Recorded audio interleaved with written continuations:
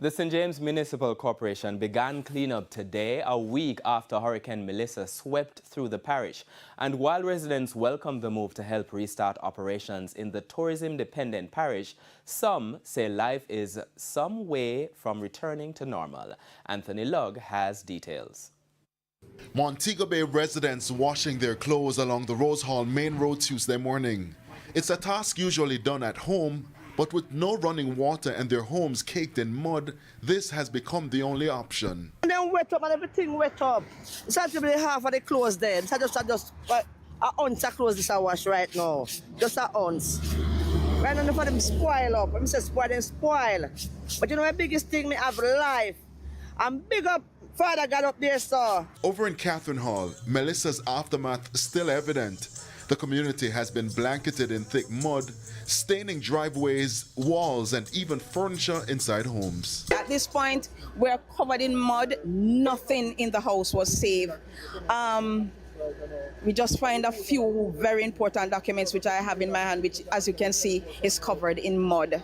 So today, you know, I'm feeling a bit overwhelmed about the situation, but we have to do what we have to do.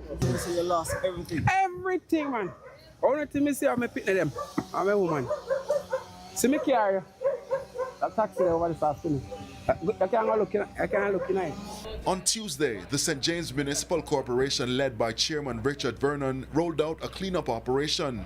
As workers from the National Solid Waste Management Authority cleared bulky waste, fire personnel washed down homes and helped residents scrub away layers of silt left behind by flood waters. There's a lot of work to do in the community. We have started today and we will stick with the people until we clean up this community. I cannot promise you that it is going to be spick and span, but we are going to ensure that it is livable. All eyes are set on recovery and relief aid at this time. However, residents again raised concerns about the volume of water which entered their community, pointing to the nearby river. Mr. Vernon addressed the issue. The river, the banks has been eroded. And this is something that has to be taken from a national level. The NROC, perhaps, they are doing the bridge now. We'll have to look at it. Because if we don't look at that, we risk having a repeat of the situation. Because the banks have been eroded and now the communities remain vulnerable. It's a long road to recovery, and while the residents have much to complain about, they say all is not lost.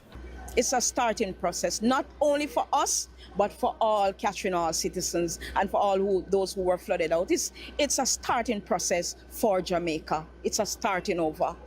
But with God, all things are possible. Anthony Lugg, TVJ News.